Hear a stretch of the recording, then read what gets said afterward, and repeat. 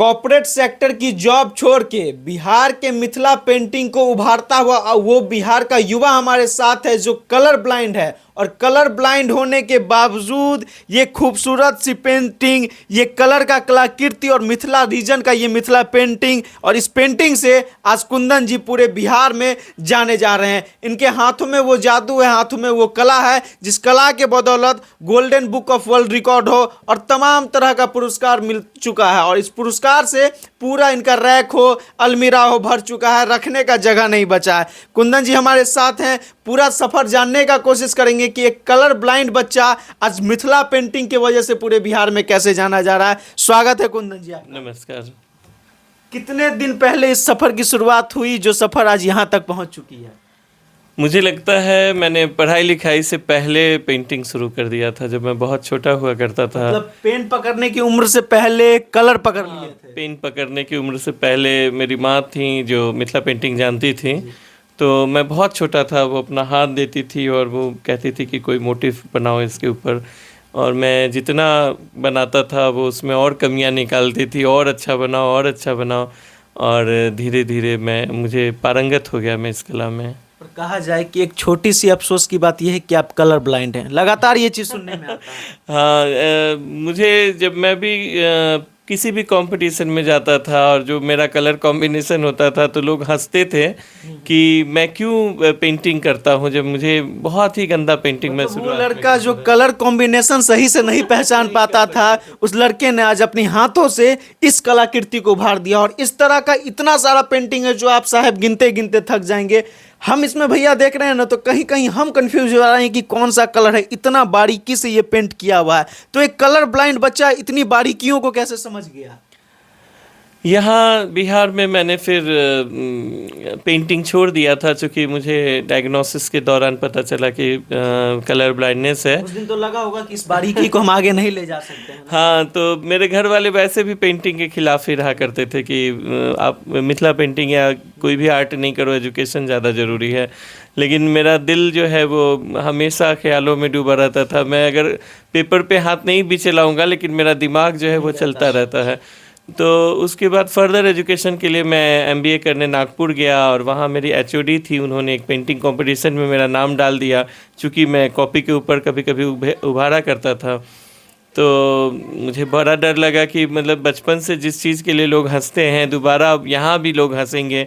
Batch का पहला batch था एमबीए का वो, तो मैंने मेरी सिस्टर को कहा कि मुझे एक 8 दिन का लेटर लिख दो। घबराहट हुई थी, उस घबराहट हो गया, लगा कि लेटर दे के छुट्टी लेके निकल जाए यहाँ से। तो मुझे लगा छुट्टी लेके भाग जाओ। तो उसने कहा कि जिस चीज़ से तुम इतना भागोगे वो चीज़ तुम्हारा उतना ही पीछा करेगी। तुम एक पेंटिंग ऐसी बनाओ और उसका कलर कॉम्बिनेशन याद कर लो, जब भी जीवन में ज़रूरत पड़े तो वही पेंटिंग बनाना। तो मुझे याद है मैंने मिथिला पेंटिंग ही बनाया था, और आपको जान के आश्चर्य होगा मैं फर्स्ट रनर अप रहा उस पेंटिंग कंपटीशन का।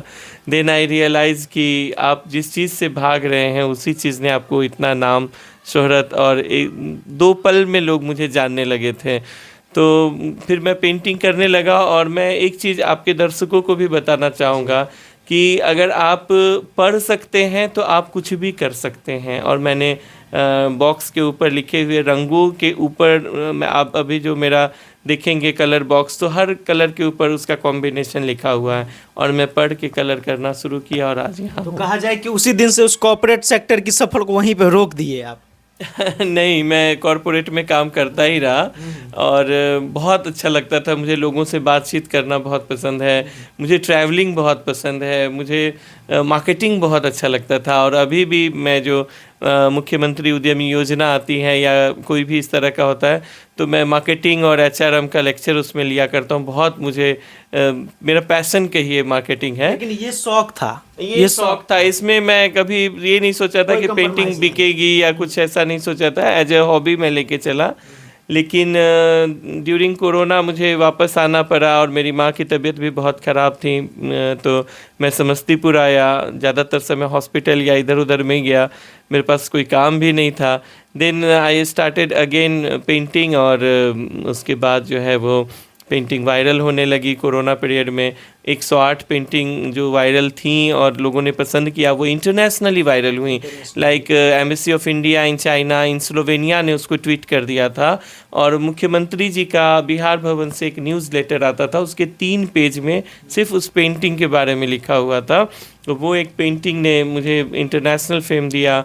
और ये पेंटिंग है जो निर्वाचन विभाग के द्वारा आइकॉन बनी थी 2021 में, और 2020 में चुनाव प्रचार किया गया था इस पेंटिंग से। इस और पेंटिंग का थीम क्या है भैया, थोड़ा समझाइए। इसमें इसका थीम है कि आप वोटिंग कीजिए, चूँकि उस समय हम मास्क में थे, घरों से बाहर जाना नहीं था हम लोगों को, तो आप मास्क पहन के और वोट कीजिए, यानी हर हाल में। ये चूँकि मैंने स्लोगन भी बहुत खूबसूरत लिखा था कि आपका मतदान करेगा लोकतंत्र का निर्माण। तो जब लोकतंत्र है और आप उसकी इकाई हैं, तो आपको वोटिंग करना चाहिए। भैया ये छोटा सा पेंटिंग बनाने में आपको आश्चर्य होगा कि पूरे बिहार में हर न्यूज़पेपर में फुल पेज में ये पेंटिंग छपी थी, और हर ज़िले में बड़े बड़े होर्डिंग्स, बड़े बड़े पोस्टर लगाए गए थे, नीचे मेरा नाम लिखा हुआ था। लोगों ने इतना सर्च किया कुंदन कुमार रॉय, हु इज़ कुंदन कुमार रॉय, कि आप गूगल पे जैसे ही कुंदन कुमार रॉय डालेंगे तो सबसे पहले मेरे बारे में ही आता है। और उसी कलर ब्लाइंड लड़के का पेंटिंग बड़े बड़े होर्डिंग में लग रहा है। होर्डिंग्स में लगने लगा। उसके बाद एक पेंटिंग को कंप्लीट करने में, इतनी बड़ी पेंटिंग को कंप्लीट करने में कितना समय लग जाता होगा?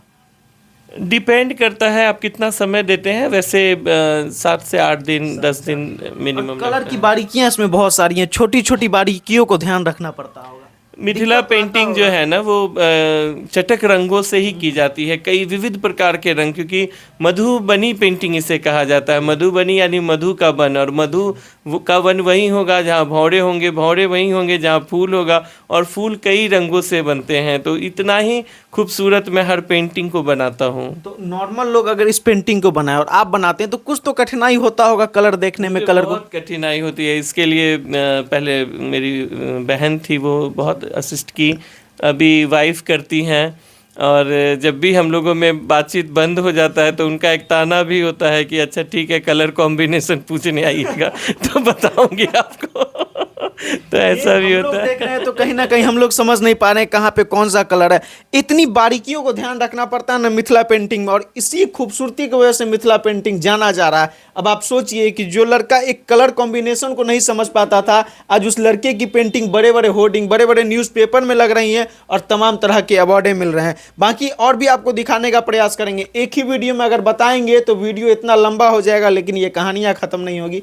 रामलला का दिन चल रहा है, चारों तरफ राम में भगवा में माहौल हो चुका है। रामलला के जन्म से लेकर विवाह तक का, और मिथिला पेंटिंग तो राम और सीता जी की विवाह, जन्म और उनकी लीला पे ही आधारित है। इन तमाम चीज़ों पे नेक्स्ट वीडियो में आपको दिखाएंगे कि किस तरह से राम जी के पूरे स्वयंवर का एक छोटा सा दृश्य पेंटिंग के माध्यम से उतार दिए हैं।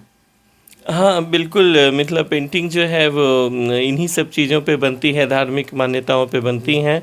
और मेरे पास आपको जन्म से लेके और उनका जो राम दरबार है वहाँ तक की पेंटिंग यहाँ से जाती हैं। और आपको जान के अच्छा लगेगा कि समस्तीपुर से ये पेंटिंग लंदन भी जाती हैं। समस्तीपुर से लंदन जाती हैं, गई हैं, और नीदरलैंड भी गई हैं। नीदरलैंड से एक्चुअली लोग ही आए थे यहाँ और उन्होंने परचेज़ किया।